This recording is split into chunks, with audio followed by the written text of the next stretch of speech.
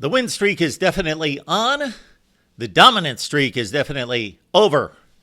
Welcome to the Voice of College Football, breaking down the game you all love each and every day with you. Best discussion, debate, and analysis based on your participation. We appreciate you being here. Michigan survives in College Park, 31-24. A few pregame notes, of course, were extremely impactful.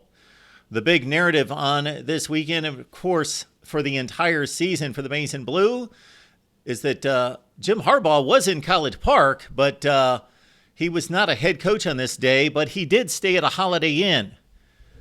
All right, also for the Maize and Blue, Miles Hinton filling in for the injured Ladarius Henderson, and there would be more shuffling along the Michigan offensive line and some issues in pass pro. Michigan 3 and out on the first series, and Maryland got it going. Michigan did not go for it on a 4.5 yard, but they would go for many fourth down tries later in the football game. So Sharon Moore did show confidence in his offensive line and in his offense, and Michigan very decisively in this game. 3 for 3 on fourth down, although the third down conversion rate was not good for the Maize and Blue. Roman Hemby in the passing game proved decisive here in this opening series. Maryland converted some third downs themselves and led to a field goal, 3-0 Terps. Bo Braid, electric off the edge, one of the best safeties in the Big Ten, made some big plays, stopping a number of plays, but he did drop an interception. It would have been an extremely difficult play. It was a difficult play, so it wasn't necessarily a drop, but he made a great break on the football. Michigan's next series dove for the interception, had it right in his hands. That did prove important because this was a Blake Corum drive and a Blake Corum game. 28 carries for 94 yards, so this was the Blake Corum workload of 2022. 9 for 65 on the play count on this drive as Michigan drove it for the touchdown. Blake Corum's 50th career touchdown, 7-3. They had 7 straight runs to Blake Corum on this series. All right, Michael Barrett with the strip sack. And Derek Moore took it in for the easy scoop and score. There was nobody around him. It was perfectly done by Barrett as the Michigan pass rush forced Talia to go to his left. And Barrett, again, was textbook on the strip sack and the scoop and score. 14-3 Michigan. Then on the very next series, with Maryland getting the ball right back, 3 and out as the pass rush was devastating again on this series. This time Jalen Harrell was the most prominent on the pass rush. On the throwaway that set up the blocked punt. Christian Boyven with the blocked punt. He came in like lightning. Man, he was quick, and I guess most blocked punts are because somebody's coming in quickly. 16-3 there. Keep in mind, Roman Wilson caught a key pass on that scoring drive that we just talked about with Blake Corum capping it off, but he was a victim of what was initially called targeting, but that call was reviewed and reversed. Now, Roman Wilson did leave the game. I believe he's fine. He was on the sideline, and no uniform on Roman Wilson for the remainder of the game, but it was reported that he's fine. And because of the nature of the score at that point, it looked like Michigan was routing Maryland, that Roman Wilson would not be needed, and I think he'll suit up for the Buckeyes next week. All right. On the next drive, not all Blake Corum, but they mixed it up with some Donovan Edwards, who finished 11 carries for 39 yards. But again, Donovan Edwards basically ineffective in this game running the football. Khalil Mullins had 2 consecutive carries for 13 yards as they went right down the field, did the Maize and Blue. But on a 4th and 8, looked like Maryland got the stop, but a definite pass interference on Tarheeb Still on A.J. Barner. That kept the Michigan drive alive, and Blake Corum once again with the touchdown, and poor Donovan Edwards pulled after 1 carry, and then in comes Blake Corum, and they give him 2 or 3 shots. 15 plays, 64 yards, a long Michigan drive, and Michigan was coasting at this point, 23-3, en route to a huge win over poor Maryland, but not quite. Terps come back, 14 plays, 75 yards. Talia completed 7 consecutive passes, and when he's got it working, it's about as pretty as anyone in college football. Man, he can spin it. The backup quarterback, Edwards, who Michigan fans you are very familiar with based on his play last season in a close game in Ann Arbor. He got the tush push for the touchdown, as he did time and time again in this game. It was 23-10 at this point.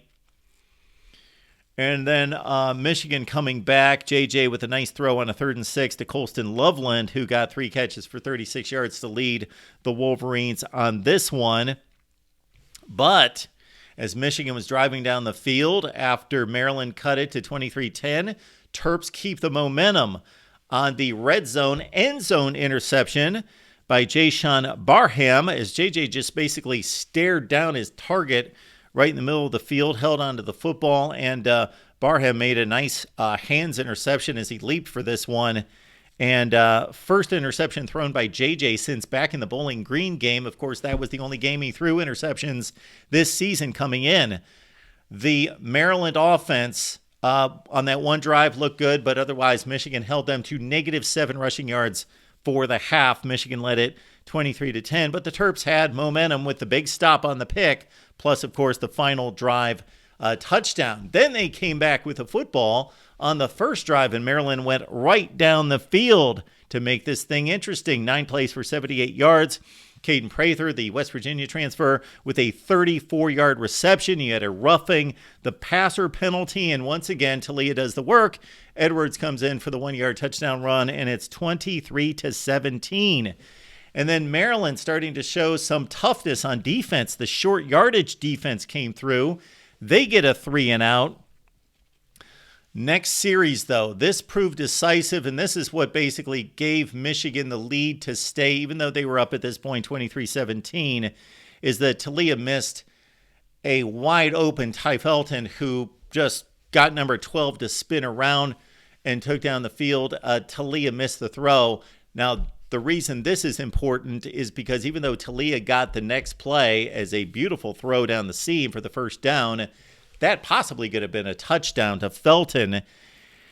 And Rod Moore made a great open field tackle on the swing pass to the left side. And then on the very next play, again, the Rod Moore play proved possibly decisive because Mike Sandristil made a great play on the football as Talia either did not see him or underestimated where he was, but you can't underestimate Mike Sandristil in coverage.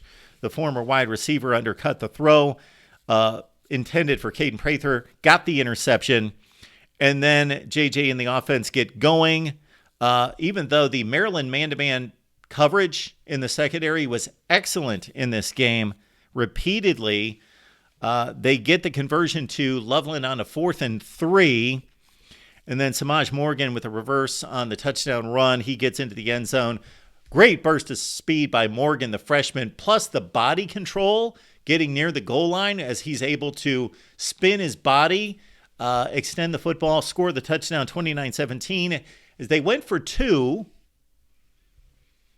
I don't agree with chasing points, going for 2 at this stage of the game, but Michigan wanted to go up by a full 2 touchdowns, go for 2, and again, Maryland coverage in the end zone, Shepard one-on-one, and that might have been what kept Maryland more than anything else in this football game was their man-to-man coverage in the passing game. Or this guy, Talia, on the next drive, he threw about as many pretty passes, raining dimes all over the field that you'll see all season. The final play to Prather was a thing of beauty over the top. The one before that on the wheel route was beautiful. Talia 21 of 31 for 247 on this game. But again, it was Edwards came in then from the 1-yard line as Talia needs to learn to finish off and get the ball into the end zone, not just down to the 1. He'll get more touchdowns that way. It's 0 on the day. Edwards had 3, 31-24 at this, or 29-24 at this point. Miles Hinton knocked out of the game, and we're near the end of the third quarter right now. This was the final play of the third quarter, and Maryland got a tackle for loss. They were stout at the line. They force another punt. They get a Jaquan Shepard sack. He was great in coverage. He gets the sack this time, and so Maryland gets a football back. Antwain Littleton drags Michael Barrett on a second effort for a first down, converts a 3rd and 4, but Michigan's pass rush. This is the only thing that stopped Talia was Michigan's pass rush at times was overwhelming on certain drives. Braden McGregor, Mason Graham combined for the sack, forced the punt.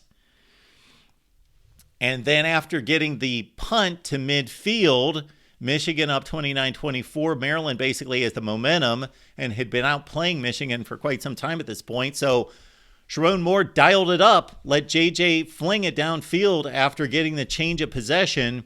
But JJ missed Cornelius Johnson, who had burned his guy. It looked much like it basically looked like the Ohio State game last season in which he was lined up in the slot on the right side, got his man turned around, was wide open, but JJ completely just did not put air under it, missed him, threw it behind him, and that was a missed opportunity for the Maize and Blue. JJ on this day, 12 of 23 for $141. He's going to have to play better, you would think, next week.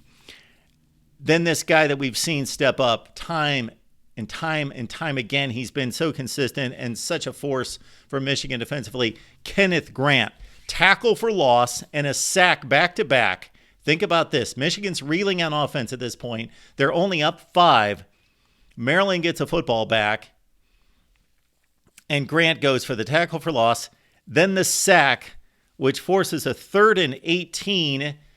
And then as Joel Klatt pointed out, and Mike Loxley should have been aware of this, the timeout called when the play clock was going to run out should not have been called. At this point, there's a time crunch. There's about 5 minutes left in the game, and it's a 3rd and 18, and your back is your own 2. You're going to lose a half yard.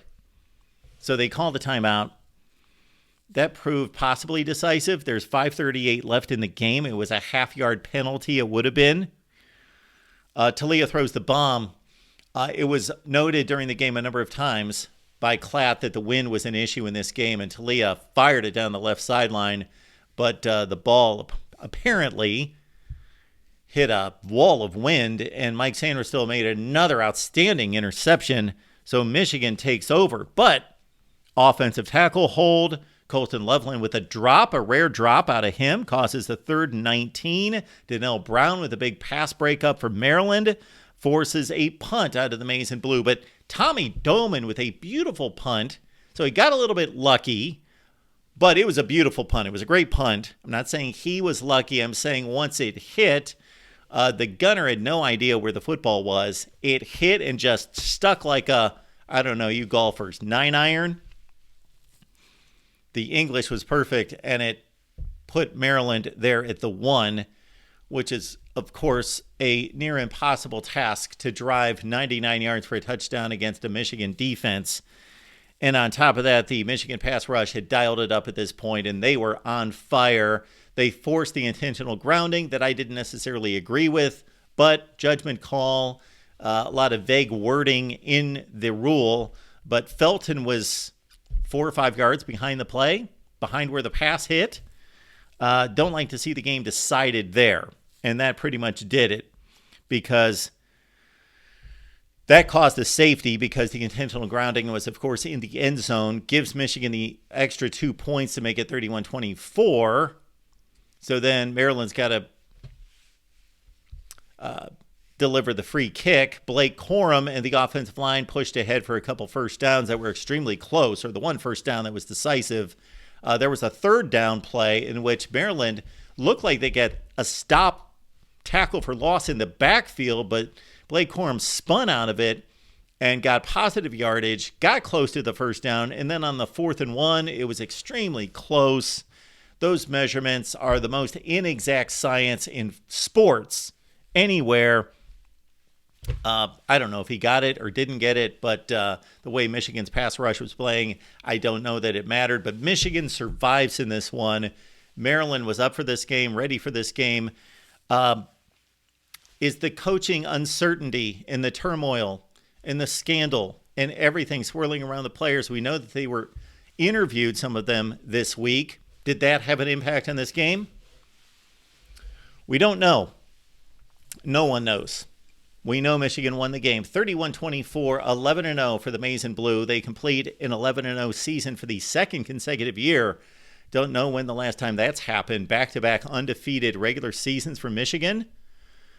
We would have to go back. Oh, my goodness. That would, even in the early 70s, they didn't do that because they got stopped by Ohio State in 3 of 4 consecutive years in which they entered the game undefeated. So this could be going back to the 50s for Michigan or the 40s, back-to-back undefeated regular seasons. If somebody knows that, look it up. Let me know. But Michigan, of course, takes on Ohio State. They only had 291 yards of total offense in this game. The Maryland pass rush was an issue, or look at it this way, the Michigan pass pro was an issue. Maryland held to 266 yards, so despite Talia producing big plays on the pass offense, Michigan held Maryland to 19 yards rushing. Michigan, on the other hand, with a respectable 150, but only 3.3 yards per carry for the Maize and Blue. Maryland finishes 6-5 here. They go to Rutgers. Of course, they're going to go to a bowl game, as will the Scarlet Knights, but who's going to finish a little bit higher in the Eastern Division standings? Again, Michigan, Ohio State, the game. Check out our Michigan live show every Tuesday at 8 o'clock Eastern time this week. That's a must-see. And then the Ohio State live show every Wednesday at 11 a.m. Eastern time. And in addition to that, are we going to be talking Ohio State, Michigan all week? Yes, we will. So be here for that, and we will see you next time right here at the Voice of College Football.